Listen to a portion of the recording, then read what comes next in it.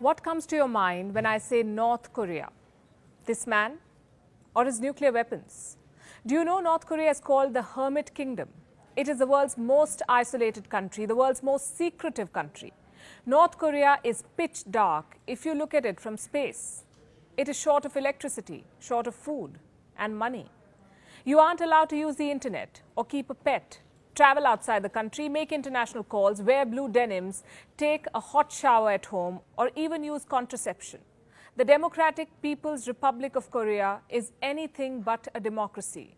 It's a confused mix of Confucianism, communism, dictatorship, tyranny, dynasty, and lost promises. How did North Korea end up this way? Hello and welcome to Gravitas Plus. I'm Palki Sharma Upadhyay. In this episode, we look at the profile of a rogue state. The year is 2021. Let's rewind to 1945. The Second World War had just come to an end. After decades of Japanese protectionism, the fate of the Korean Peninsula was left at the mercy of the Soviets and the Americans. They divided Korea into two zones, the North and the South, along the 38th parallel. The South was pro-United States. The North was influenced by the Soviet Union. They installed a communist guerrilla leader named Kim Il-sung as the premier of North Korea. He is the first of the four Kims we will talk about in this episode. Kim Il-sung's original name was Kim Song-ju. He was born in Korea, trained in China, had fought the Japanese, reportedly also lived in Russia. He was now back in Korea with a new name, Kim Il-sung, meaning Kim become the son, although what he actually became was a dictator. 3 years after assuming power, Kim Il-sung invaded the South. War broke out. It lasted 3 years. In July 1953, an armistice was signed. After the war, Kim Il-sung declared the ideology of Juche, meaning self-reliance. The state assumed all controls over property and economy. North Korea invested heavily in mining, built its military. The country's economy boomed, but it soon hit stagnation. North Koreans began slipping into poverty. Cut to 1994, Kim Il-sung died of a heart attack, and with him died the promise of Juche, or self-reliance. Enter the second Kim, Kim Jong-il, the son of Kim Il-sung. He instituted a new policy, Song-un-chong-chi, meaning military first. The ordinary citizens became all the more neglected and isolated. In the mid-1990s, North Korea was struck by a famine. At least 2.5 to 3 million people died. The country desperately needed international aid, but Kim Jong-il's policies were bent on closing all doors. Despite signing the Nuclear Non-Proliferation Treaty, Kim Jong-il marched towards his nuclear dreams. In the year 2006, North Korea carried out its first underground nuclear test. 5 years later, Kim Jong-il died, he too of a heart attack. Enter the third Kim, Kim Jong-un. He was just 27. He secured his position by executing his uncle and poisoning his half-brother at a Malaysian airport, also silencing at least 300-odd top military leaders in his country. Kim wasted no time in accelerating North Korea's nuclear program. Between 2016 and 2017, he conducted 3 nuclear tests, including a hydrogen bomb, and 30 short and long missile launches, including an intercontinental missile launch. 3 dictators and 74 years of rule by the Kim dynasty later, this is where North Korea stands, internationally isolated. North Korea has been sanctioned by the United Nations, by the United States, South Korea, the European Union, Japan, and Australia. This country is starving. It has a population of 25 million. At least 10 million of these people are malnourished. This is according to the UN World Food Programme. Most families in North Korea can manage only 2 meals a day. Many live on corn.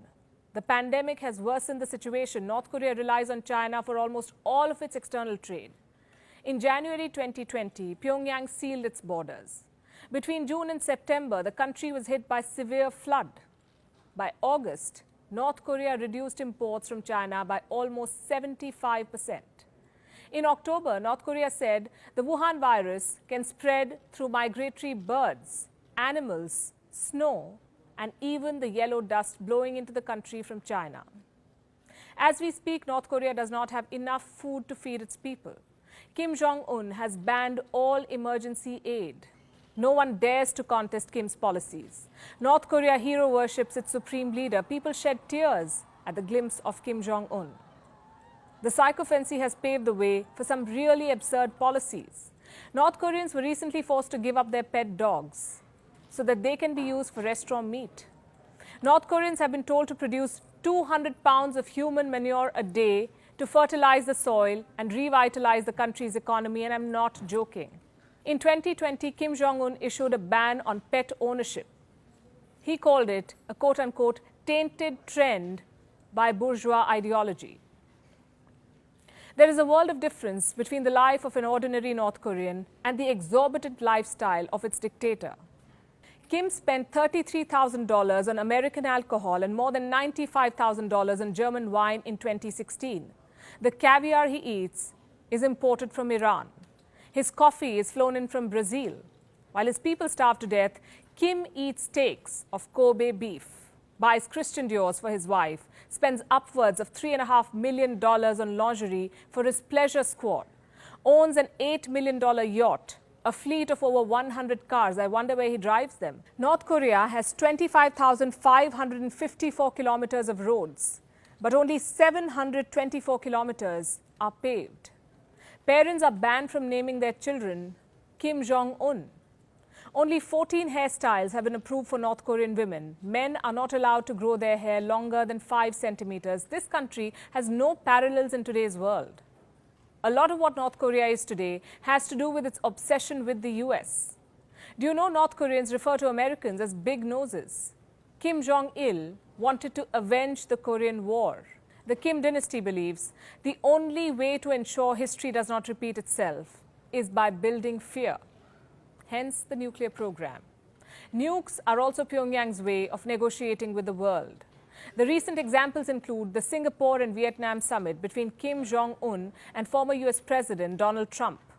The US wanted the denuclearization of the Korean Peninsula. Pyongyang asked for sanctions to be lifted.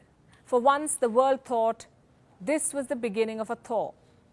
And then in May 2019, North Korea resumed its short-range ballistic missile test. In June 2020, North Korea marked the second anniversary of the Singapore summit by declaring that it is bolstering its nuclear deterrence. There was no looking back. On the 21st of March 2021, North Korea fired off 2 cruise missiles. 4 days later, it fired 2 short-range ballistic missiles, a type which violates UN Security Council sanctions. But for how long can North Korea continue this way? The pandemic was a golden opportunity for Pyongyang to reconnect with the world. All it had to do was accept humanitarian shipments. But Kim Jong-un had other plans. Do you know, before taking every important decision, Kim rides a white horse to Mount Paektu. This is North Korea's tallest peak, also an active volcano. Mount Paektu is believed to be the birthplace of Kim Jong-il. The mountain also served as a military base for the first Kim. So every time you see a photo like this, you should know there's something cooking. North Korea is caught in a time warp, but the world doesn't really know what this country looks like. As we speak, factory output in North Korea has fallen to its lowest level since Kim took power in 2011. The price of staples like sugar has quadrupled. The future looks worse. This is Kim Yo-jong, the 4th Kim of our story. She is Kim Jong-un's sister. She was once called the Ivanka of North Korea. This is after she led the North Korean delegation to the Pyeongchang Winter Olympic. Turns out she's more unpredictable than her brother. After returning from South Korea, she began issuing threats to Seoul. She recently warned US President Joe Biden to quote-unquote not cause a stink. If it wants to sleep in peace for the coming 4 years, it had better refrain from causing a stink at its first step. That's what she said of the US. A couple of days ago, she called the South Korean leader a parrot. Kim Yo-jong became the new face of the Kim dynasty when rumors of Kim Jong-un's illness/death emerged.